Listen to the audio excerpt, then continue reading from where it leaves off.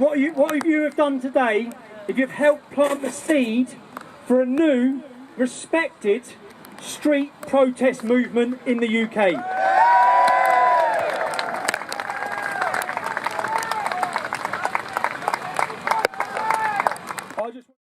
Because events are going to change us. The horror is not going to stop. What happened in Cologne is going to happen again. What happened in Paris is going to happen again. Let us stand up. Let us come together as decent, ordinary, democratic people and fight for our rights. First of all, some people watching this back home in the media, they may look at a Pakistan flag flying in the background of our speech and ask why there's a flag of Pakistan at a demonstration in England.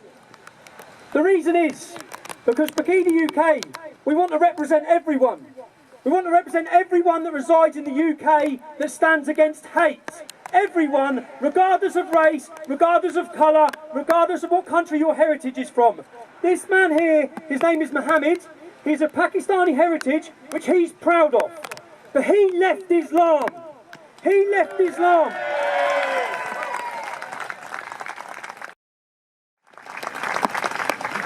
I listened to a radio poll yesterday in the Republic of Ireland, where the leader, they also in the Republic of Ireland are demonstrating today. Their leader was on the radio and 95% of the people supported him in a poll. We have to, our politicians and the media have to get to grips with the reality. There was an article this week that called me a pariah. There are articles that believe that I'm the most hated man in Britain. Everywhere I go, people shake my hand. Everywhere I walk in my hometown of Luton, black people, Hindu people, Sikh people, white Christian people, they pat me on the back and they tell me to keep going. So I know that people support what I stand for.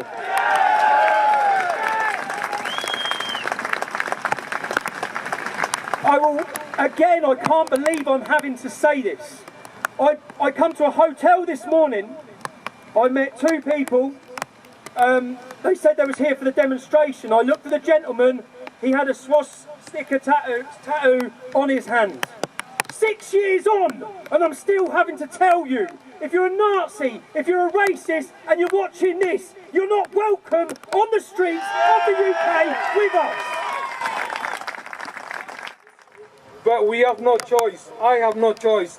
I have to speak out. We have no choice. There's an Asian officer here as well. This is not against you as a person. This is against the ideology that Islam teaches. First of all, I want to ask, is anyone here who's a far right? Raise your hands. Is anyone here who's anti-Asian? Raise your hands. You see, as I understand it in Birmingham today, the far left are having a protest against us. One thing I want to say to the far left, where are you when people like us need your help? The ones that have turned away from Islam who have been a target. There are thousands across Britain who are in hiding because we are not free to be a people who have turned away from Islam. Why is that happening in Britain, in the Western countries? Why is it that the Islamic community haven't stood up and said, this is wrong? Why? Because Islam actually teaches. Muhammad himself said, there are 3 justified reasons you can spill the blood of a Muslim. 1 is for murder, 2 for adultery, and 3 for those who turn away from Islam. Those are his instructions, not my instructions. The problem lies within Islamic ideology. We did not make it up. It's there. I do not want to create a war between the Pakistani community that I'm from and the British community. The church has been weak because of the political correctness gone mad. Anyone that speaks against Islam is called a racist. What are they going to call me? What are they going to call me?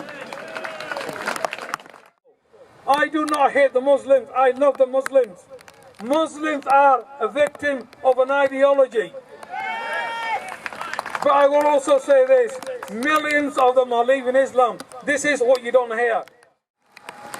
We're supposed to be getting to grips with things. We all know what's been happening over the last 30 years. But the one thing that really hurts me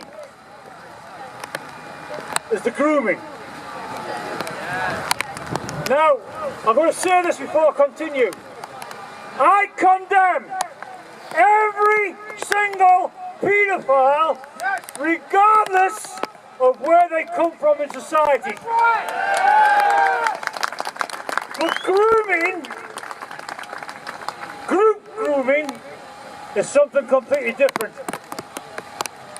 30 years this has been going on, and last night in Birmingham, in Manchester, in Liverpool, in Newcastle, some young girl was trafficked. It's still going on, and until these leftist councils get to grips with what they have covered up for the last 30 years, it will continue.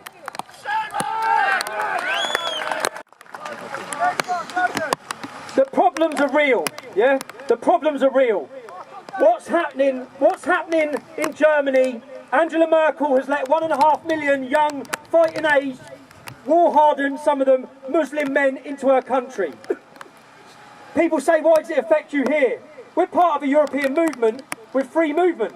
These people can come here. The German government have already said 600,000 of these people have disappeared.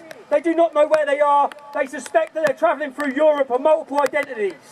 That is a serious threat to our security, our safety. Every politician in Europe should be demanding her resignation, but they're not. I'll say, because I heard Paul say this, and it's a brilliant saying, politicians fear nothing more than the mass, unified movement of people.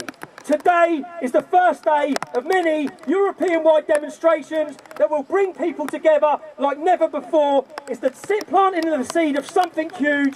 Every single one of you have taken part in it. I ask you and I beg you, when you come back, bring someone else with you next time. Thank you everyone for coming.